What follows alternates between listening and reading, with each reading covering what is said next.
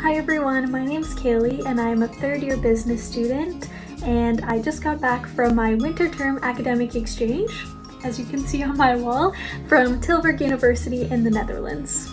The first question that we have is, were there any unexpected setbacks or obstacles that you didn't necessarily anticipate that you experienced while you were away, and how did you move forward despite them? And I would most certainly say that one of the biggest things I struggled with while I was away was getting used to an entirely different lifestyle that was more evenly balanced. In Canada, we have a very fast-paced, the grind is real, hustle-bustle take on life, and this is not the case whatsoever in the Netherlands or in many other European countries. So for students, yes, we work extremely hard during the school day, but frankly, once the school day ends, we take the time in the remaining hours of the evening and we would explore the city or do some fun activities.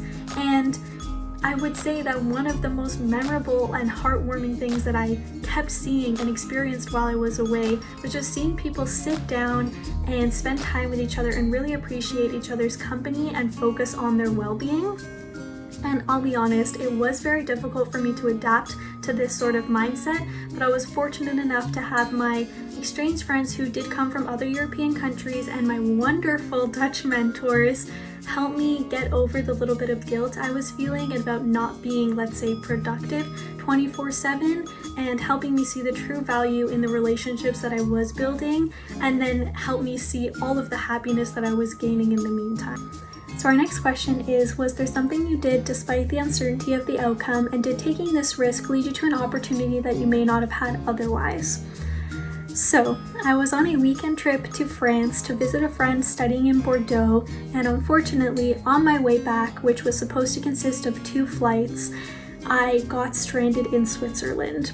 Now, this was because of a storm that was passing through Eastern Europe, which was something completely out of my control. It just meant that all the flights were grounded. But I took the risk to get on the first flight, still knowing that I may not make it all the way home, but it's a decision that I'm actually really proud that I made, because I'm usually someone who likes to have things planned out to the T before I go and do them. So the fact that I landed in a small town in Switzerland and had to find a place to stay and food to eat right there and then, I'm appreciative of how much it forced me to think on my feet and step outside of my comfort zone.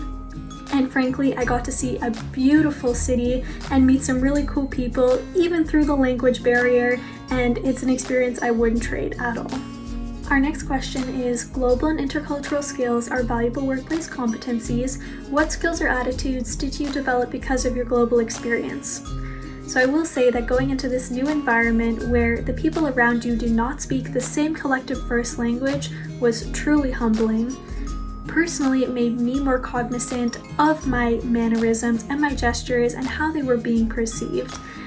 Now, obviously there are moments that are funny and awkward at the same time where people don't get my joke or I don't get their joke, but at the end of the day, keeping up your patience and learning and trying to understand from your misunderstandings and keeping sight of your common goal is truly crucial. And at the end of the day, you will figure something out, and to not be discouraged by the fact that you may not speak the same language.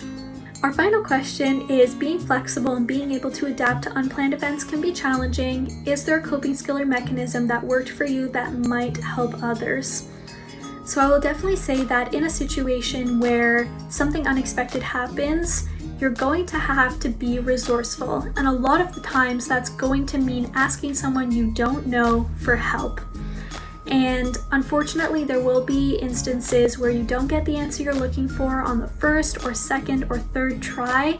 So I'll really encourage you to maintain your resilience and maintain your perseverance through these situations, because you will come across someone that's able to help you in the way that you need.